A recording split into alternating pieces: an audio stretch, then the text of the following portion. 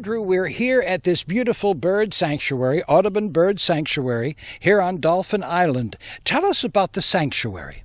Well, the sanctuary is an important part of the island. It's been here since the 60s when the town was first incorporated. And it's a major area that birds during migration take advantage of, especially when they first arrive from crossing the Gulf in spring. Mm-hmm. And this has been here since when? 1961. Mm-hmm. Have you been here that long? No, I have not. Did you migrate here yourself? I did migrate here myself, yes. Okay. What do we see? I notice you have a lot of paths. They're easy to maneuver? Yeah, they're all level paths. They're wide, and anyone with virtually any mobility disability can make them, and there are seats along the way as well. Mm-hmm.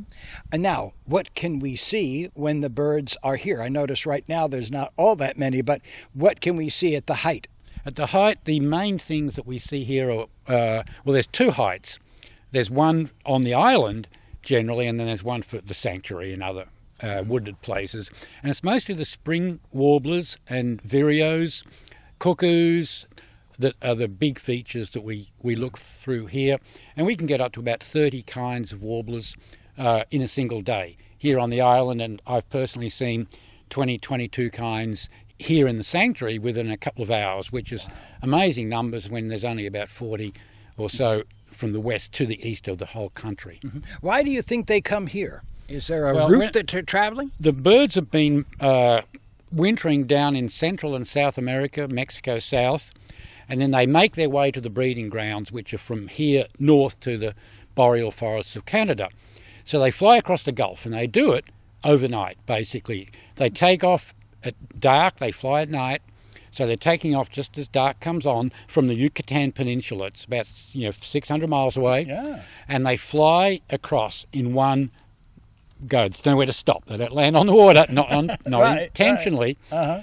And the first land they see is pretty much Dauphin Island if they're on this line. Mm-hmm. If they get blown a little bit to the west, they'll get into the Texas Barrier Islands, and if they're blown a little bit to the east, they might first see the islands of the Florida Panhandle. Mm-hmm. But if they're just coming straight and this is what they see, they're tired, they've used up 30-40% of their body weight, the fat they've built up, and they want to land, so they land, especially if they're running into weather on the Gulf coming from the north, which often is the case. Mm-hmm. If they're not running into good weather, they've got 30-mile-an-hour tailwind and the like, they'll just often keep going. They might go as far as Montgomery. They won't land here. But when there's any sort of not so great weather, they put down here, and they're madly feeding, and you can get hundreds and hundreds of them just in the trees around here. And they're coming in from the Yucatan Peninsula. They're coming in from the Yucatan Peninsula. The bird is named for the movement across as the Yucatan Express. When all these birds take off, the weather's right, mm-hmm. and they come. And it's interesting, but what was thought to be rain or scatter on radar years ago turned out to be the explosions of birds lifting up from the Yucatan and flying across. So now the birds look at the radar at 7 or 8 o'clock, and they can see thousands of birds lifting off because of the density colour on the radar. And they say, tomorrow's going to be a good day. For sure.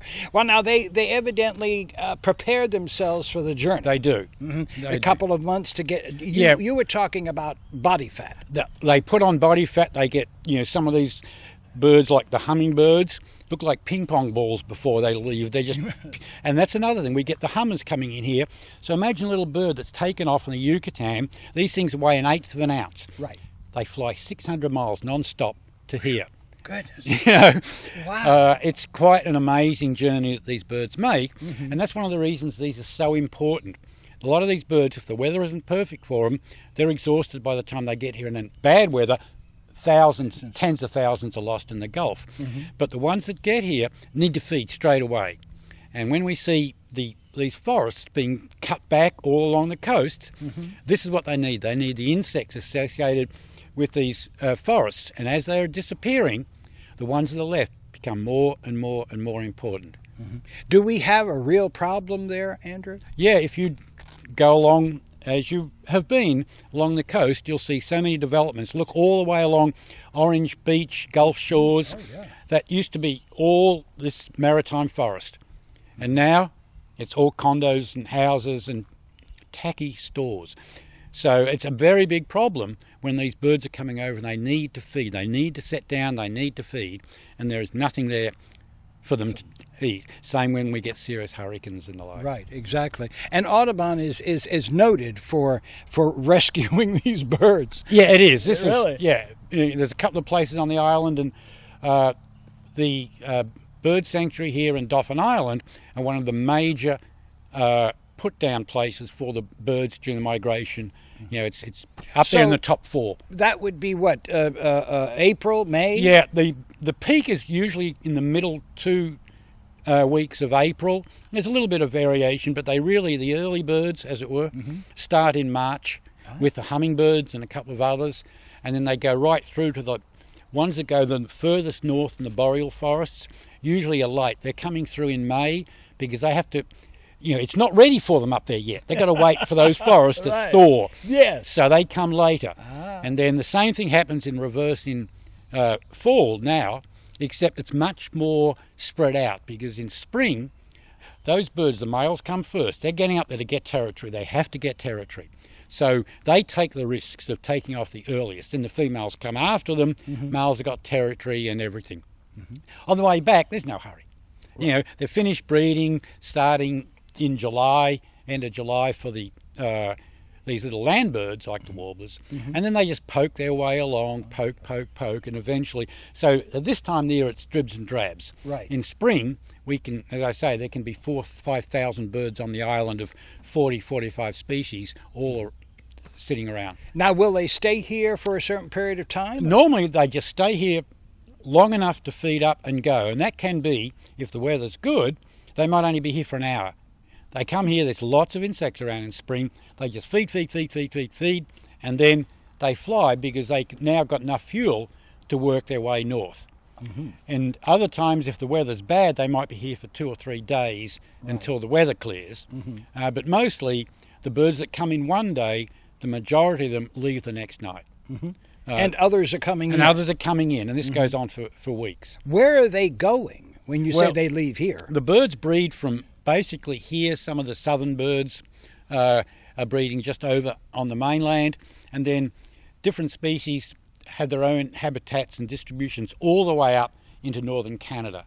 So anywhere, you know, the mountain forests of northern Alabama and into Kentucky, Georgia, right up the Appalachians is a peak area for breeding, and then to the boreal forests of Canada and northern America generally. Sounds like they like cooler weather, less humid. Yeah, well, yeah, they historically they've gone there. You know, we don't, but there's a lot of insects there. If you've ever been up to some of those boreal forests, it's full of insects, and that's what they're eating. That's what they want. Yeah, exactly. Andrew, thank you very much. People can come here at any time while you're open for the daylight hours. Yeah, open daylight, and that's what it's restricted to. It closes at dusk. Dauphin Island, because of the shorebirds, especially piping plover, but also the importance for the migratory birds, has been an important bird area. That's a designation by a group of organisations, which means that it's important for birds. And, you know, so it's a IBA, an important bird area. And that's been the designation for Dauphin Island for years. And then more recently, some work that was done on looking for plovers especially, which are endangered, on the beaches, found that there were far more plovers coming to Dauphin Island and wintering here. These are piping plovers, and not just from the one area they thought, but from their 5 of their different breeding areas in the north. And Fish and Wildlife had a meeting with others, and they thought this is way more than we thought for the island, and they elevated it to globally important bird area. Now, an important bird area is a state. It's important for the state. Globally means it's important for the world, and this is now a globally important bird area. So that's pretty impressive for this little island. Wow. Now, and what was the name of the bird again that comes up? Piping plover. Piping plover. So that's actually a snowbird? It is literally a snowbird. And funny you should mention that, because we also get snowy plovers coming for winter, which are even more snowbirds. No, but the piping plover is definitely a snowbird. Their breeding is in the Great Lakes, but especially North and South Dakota and Nebraska and into Canada. Oh. So they're right up there at the top of the country and along the east coast from about North Carolina up, but we don't get those birds. But we do get the others, and they come down, they go further west as well, but they filter, and we've probably got, during winter, in the order of 40 to 60 piping plovers, including some from the population where there's only maybe 200 birds in the population on the Great Lakes. So it's a very important area for them, for this endangered piping plover. The reason we know where they come from, the people who are studying them up, Fish and Wildlife, Virginia Tech, some others, band them when they're nestlings. They find them on the nest, they put coloured bands on them, and they can identify where they came from and which year they were born. Then, if they recapture them again on the banding area, then they'll put another band or two on them, and maybe a band that's called a flag, which sticks out with a number or not a number, and that can identify the individual bird by sight. They also, most of them, get a metal band, which you can identify them if you capture them, but you can't do that on a beach when you see them. But these coloured bands mean that you can see where the birds, who the birds are, where they came from, and then the individual bird. Okay. So, and we've got photos of many of those birds, which is how we found out how many birds were coming here and where they were coming from. And you almost have to do something like that because you really can't get too close to them, can you? And then if you've banded them, then you know you've seen them before. Exactly, and we know the ones. For example, the first one I saw that with a band here back in 2012 in July is still coming back. You know, I see her every year coming back, and so it's fun to have their history as well.